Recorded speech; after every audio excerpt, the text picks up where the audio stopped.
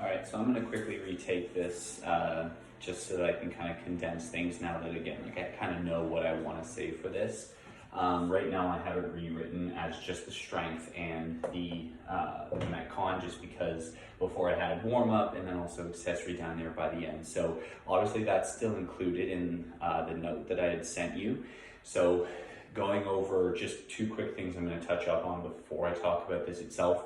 For warm up, for any like workout that I program, unless I say it's very specific that you should do this, it's going to be up to the coach, kind of like how we used to be able to do back in the old days. So if the warm up, like you just want to do something else or whatever it is, you want to write it up on a board, kind of give your own little flair to it, that's okay. Just make sure that you do kind of touch up on the muscle groups and movement patterns that they will be doing in both the strength and the workout.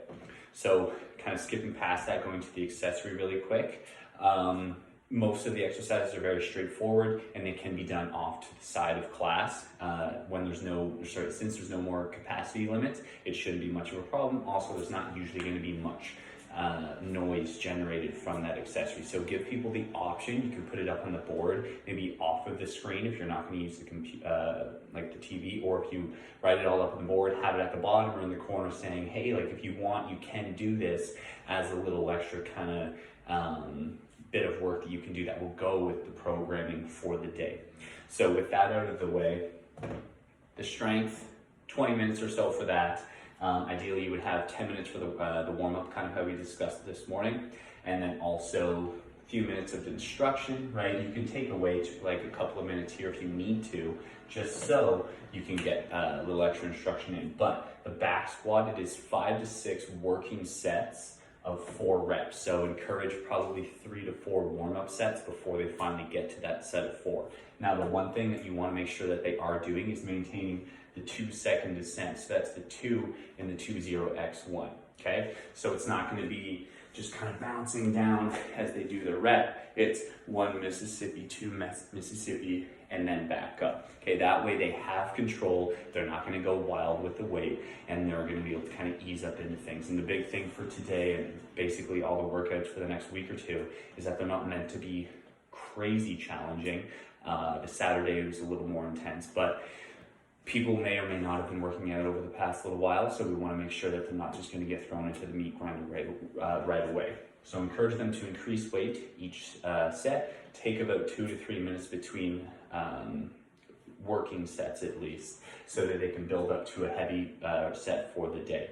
Also say that if things are feeling pretty solid and they want to stick with that weight, encourage that as well. But I would have them probably increase anywhere from 10 to 20 pounds per set, again, depending on how things feel, and then also how close relative they are to their 1 rep max.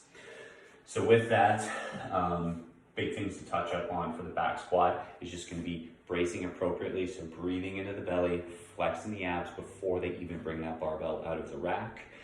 Make sure that it is set to the correct height as well, so the bar should be at the top of the shoulder blade, right? If it was the front squat or anything in the front rack, it would be at the top of the chest, so it's going to be about 1 notch higher for that for the back squat. So make sure that it's set at the correct height so that they're not coming onto the tippy toes to bring the bar in or out of the rack.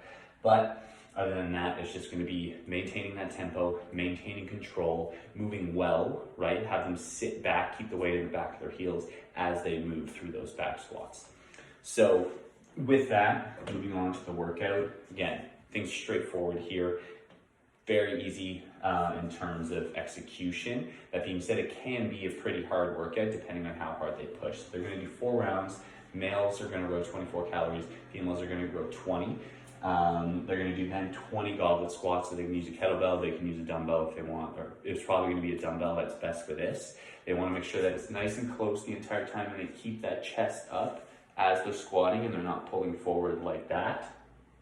Other than that, encourage them to try and fight to get that set of goblet squats unbroken. Now, if they can't do 20 off of the first, like unless they choose to actively put the dumbbell down, let's say like 12 and 8, that's okay. But if they're struggling to go through that weight, which not many people should, the goblet squat isn't exactly the most challenging exercise, and have them bring that weight down. RX is 50 or 35 pounds, how we would normally with a single dumbbell movement. So just make sure that they are trying to Do that unbroken. For the row, it should be hard, but not a sprint. Now, people who have been working out the entire time, they're a little fitter. This could easily be less, like about 12 to 13 minutes, but most people will probably finish within a 15-minute range, just because the row is going to take anywhere from a minute to a minute and a half. If it's taking longer than that, they may want to bring the reps down. Males can do 20, females can do 16, for example, right? They don't want to be spending a lot of time on that rower. So row should be about a minute and a half at max. The goblet squat should take no more than also a minute and a half. So it is a 20-minute time cap for the workout, and that's with the 1 minute of rest that is included in that. So one thing, the rest is not there to make it easier per se, it's there to make it not too hard. Okay, so it's there to give people a chance to ease back into this style of training. Again, maybe they've been continuing with it. If not, this is a good chance to kind of like get their heart rate back down and then bring it back up in a maintainable way.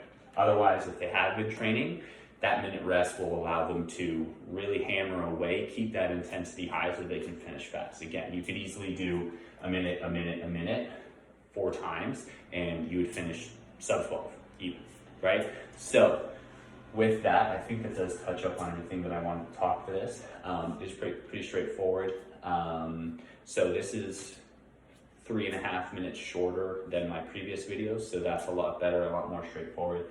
So I'm gonna upload this to you right now and then you'll have it. Good luck. Let me know if you have any questions.